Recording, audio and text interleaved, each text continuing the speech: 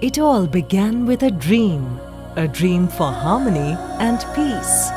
The year was 1945 and countries across the world got together to form an organization that would embody a genuine culture of peace and prevent the outbreak of another world war. In consequence thereof, they do hereby create the United Nations Educational, Scientific and Cultural Organization. UNESCO was founded on this very belief. Over the years, the organization has used the platforms of education, the sciences, culture, communication and information to facilitate dialogue and collaboration among nations. This dream led to a long-standing friendship with India.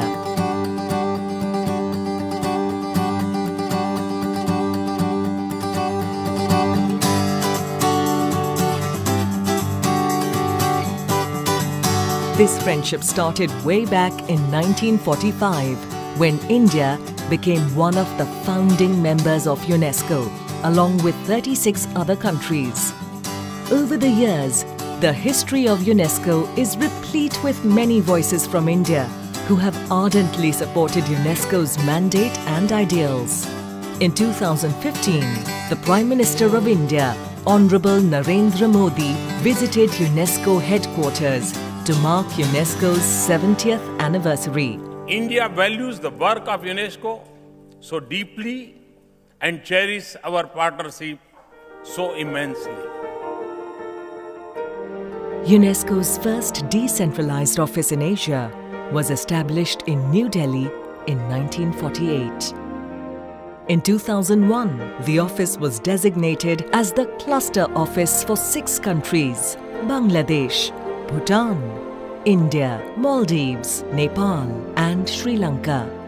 In this new role, it is responsible for delivery of programs in all its fields of competence, namely education, natural sciences, social and human sciences, culture, communication and information.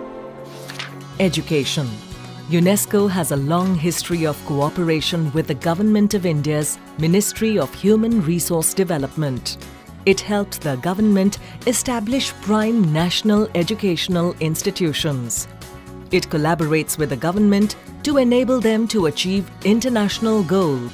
Natural sciences. The New Delhi office proactively undertakes capacity building, innovation and networking programs to promote peace and sustainable development. The scientific institutions set up in partnership with UNESCO have today become landmarks in institutional building. The office also runs research programs that enhance water security and preserve biodiversity.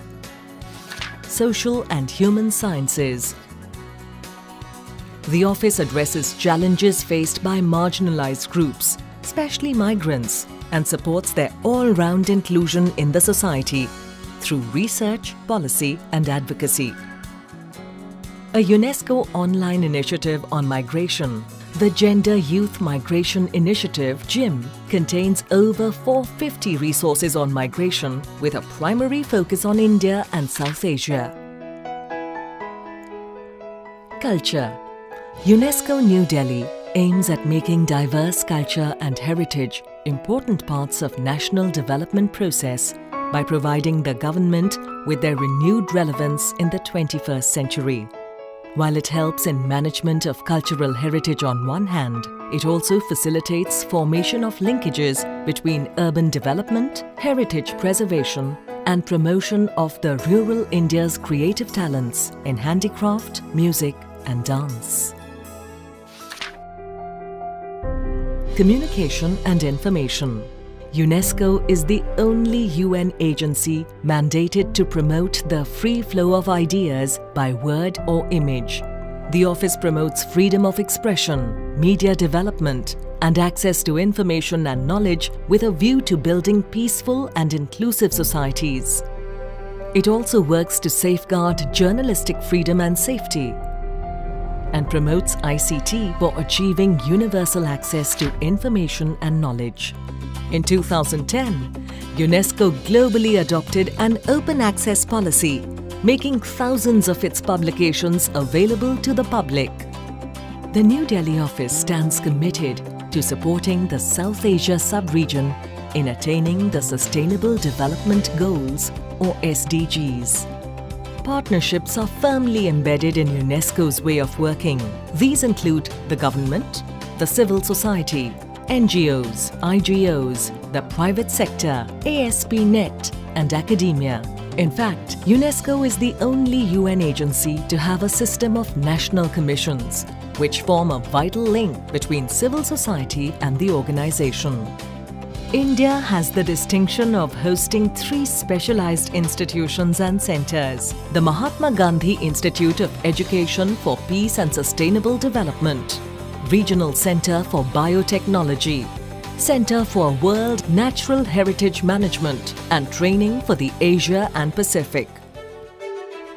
As a symbol of the value that India attaches to its relationship with UNESCO, the Government of India has presented the organization with a new building situated at the heart of the capital's prestigious area. Designed by famed architect Satish Gujral, the building is a beautiful medley of creative artworks and functionality. Around is the basic idea which I tried to relate it to UNESCO. I could not think of a single culture with it, but all cultures that UNESCO try to promote.